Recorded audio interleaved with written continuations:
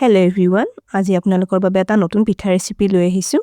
আজি পিঠা ৰেচিপিটো বনাওঁতে মই তেল একেবাৰে ব্যৱহাৰ কৰা নাই আৰু এই পিঠাটো মই চেনিৰ সলনি গুড় দি বনাইছো। একেবাৰে সহজতে আপোনালোকে এই পিঠাটো বনাব পাৰিব আৰু এই পিঠাটো খাবলৈ খুবেই সোৱাদ লগা হয়। আশা কৰোঁ আপোনালোকে আজি এই পিঠা ৰেচিপিটো নিশ্চয় ভাল পাব। তেনেহলে ভিডিঅ'টো শেষলৈকে চাই থাকিব। আজি পিঠাটো বনাওঁতে মই ব্যৱহাৰ কৰা ইনগ্ৰেডিয়েন্টছখিনি আপোনালোকে স্ক্ৰীনত দেখিবলৈ পাইছে।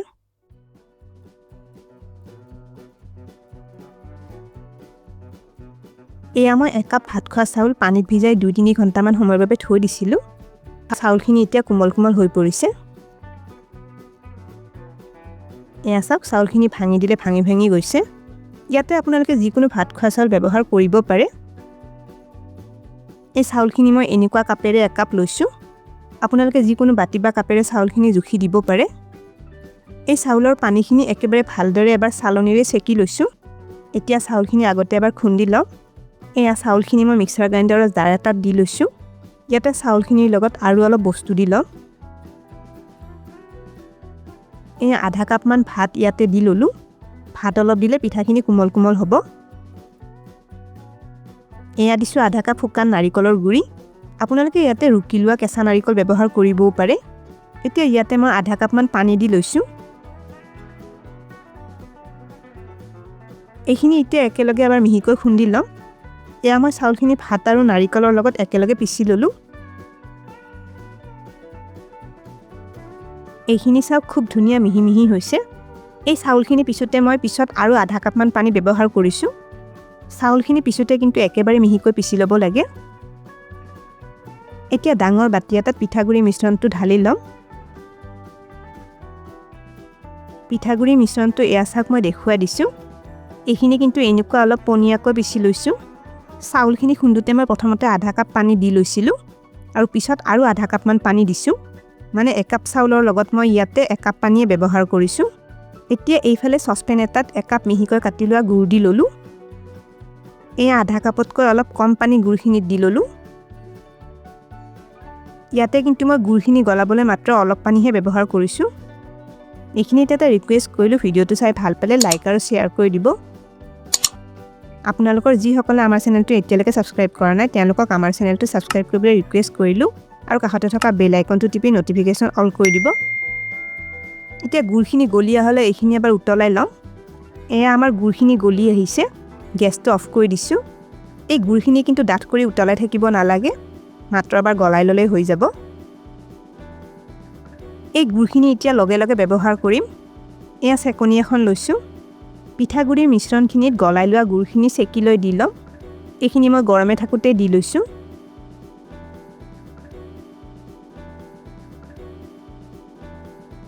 এতিয়া পিঠাগুড়িৰ মিশ্ৰণটো ভালদৰে এবাৰ মিলাই লওঁ। এইখিনি এয়া ভালদৰে মিলাই ললোঁ। চাওক গুড়খিনি মিলাই দিয়াৰ পিছত পিঠাগুড়িৰ মিশ্ৰণটো আৰু অলপ পাতল হৈ পৰিছে। এইখিনি এতিয়া 2 মিনিটমান থৈ দিম। এইফালে পেন এখনত এয়া চামুচ ঘি গৰম কৰি লৈছোঁ। ঘিখিনিত এয়া অলপ ড্ৰাই ফ্ৰুটছ দি ললোঁ। এইখিনি অলপ সময় এতিয়া ভাজি ল'ম। ইয়াতে মই কেইটামান কাজু, অলপ নাৰিকল, কেইটামান বাদাম আৰু কেইটামান খিচমিচ দি লৈছোঁ। আপোনালোকে পিঠাটোত কেৱল অলপ নাৰিকলৰ টুকুৰা ভাজি লৈও দিব পাৰে।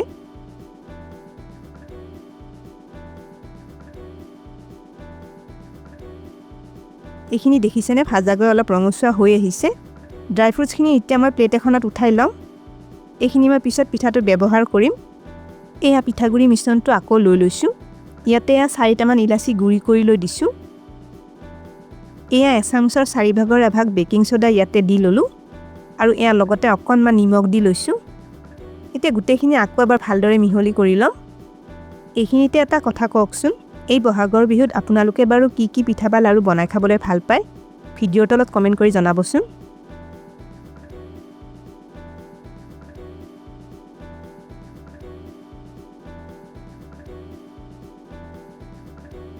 এতিয়া পিঠাটো বনাই লওঁ।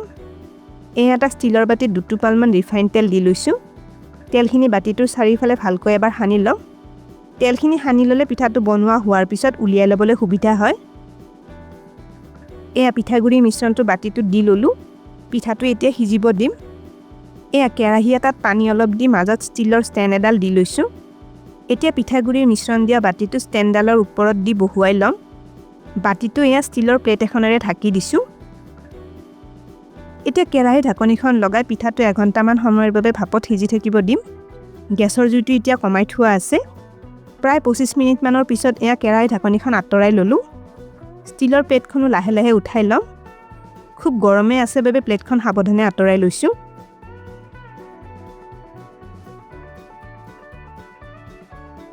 পিঠাটো দেখিছেনে ওপৰটো ধুনীয়াকৈ ফুলি ফুলি আহিছে এতিয়া কিন্তু পিঠাটোৰ ভিতৰটো ভালদৰে সিজা নাই এতিয়া আগতে ভাজি লোৱা কাজু নাৰিকল আৰু খিচমিচখিনি পিঠাটোৰ ওপৰত এইদৰে অলপ অলপকৈ দি লম ইয়াতে আপোনালোকে ড্ৰাই ফ্ৰুটছ দি দিব নুখুজিলে পিঠাটো একো নিদিয়াকৈ এনেও বনাব পাৰে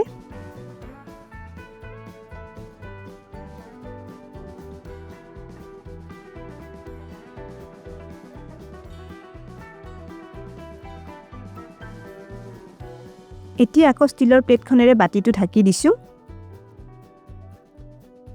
কেৰাহী ঢাকনিখনো আকৌ লগাই দিলোঁ পিঠাটো এতিয়া সিজি থাকিবলৈ দিম এয়া প্ৰায় 30 মিনিটমান হৈ গৈছে কেৰাহী ঢাকনিখন আঁতৰাই লৈছোঁ বাটিটোৰ ওপৰত থকা ষ্টিলৰ প্লেটখনো সাৱধানে উঠাই লৈছোঁ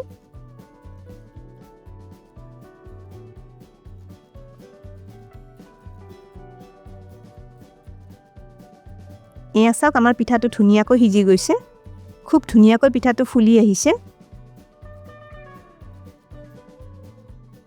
হলা আডাল এয়া সুমুৱাই চাই লৈছোঁ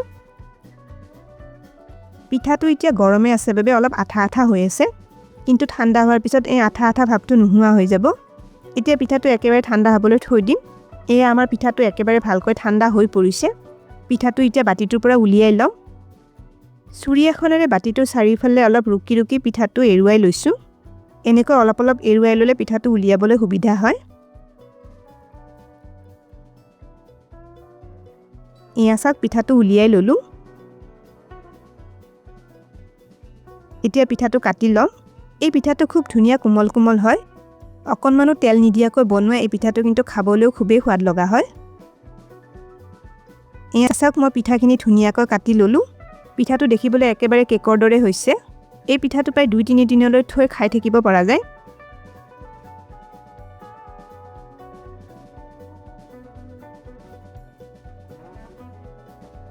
তেনেহলে আজিৰ পিঠা ৰেচিপিটো কেনে পালে কমেন্ট কৰি নিশ্চয় জনাব ভিডিওটো শেষলৈকে চোৱাৰ বাবে অশেষ ধন্যবাদ জনালোঁ আৰু ভিডিওটো ভাল পালে লাইক আৰু শ্বেয়াৰ কৰি দিব স্ক্ৰীনত দেখা পোৱা ৰেচিপিকেইটা চাবলৈ মই ৰিকমেণ্ড কৰিলোঁ ভিডিওকেইটা চাবলৈ ৰেচিপিটোৰ ফটোখনৰ ওপৰত ক্লিক কৰিলেই হ'ল তেনেহলে আজিলৈ আহিছোঁ আকৌ লগ পাম আৰু এটা নতুন ৰেচিপি ভিডিওৰ সৈতে